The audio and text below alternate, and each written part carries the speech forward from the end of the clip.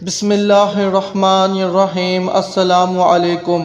جب مصر فتح ہوا تو اہل مصر نے فاتح مصر حضرت عمر بن عاص رضی اللہ تعالی عنہ سے عرض کیا کہ ہمارے ملک میں کاشتکاری کا دار و مدار دریائے نیل پر ہے، اور ہمارے یہاں یہ دستور ہے کہ ہر سال ایک حسین و جمیل کنواری لڑکی دریا میں ڈالی جاتی ہے، اور اگر ایسا نہ کیا جائے تو دریا خشک اور قحط پڑ جاتا ہے۔ حضرت عمر بن عاص رضی اللہ تعالی عنہ نے انہیں اس رسم سے روک دیا۔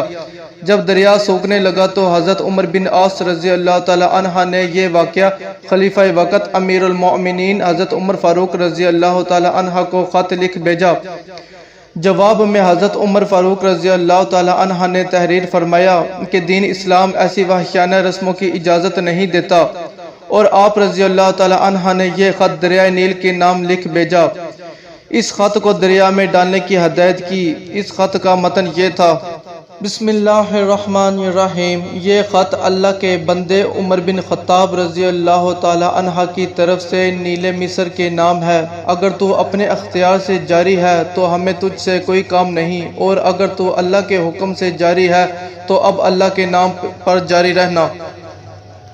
اس خط کے ڈالتے ہی دریائے نیل بڑھنا شروع ہوا۔ پچھلے سالوں کی نسبت 6 گز زیادہ بڑھا، اور اس کے بعد سے نہیں سوکھا۔ قرآن پاک میں 2 دریاؤں کا ذکر آیا ہے، دریائے نیل اور دریائے فرات۔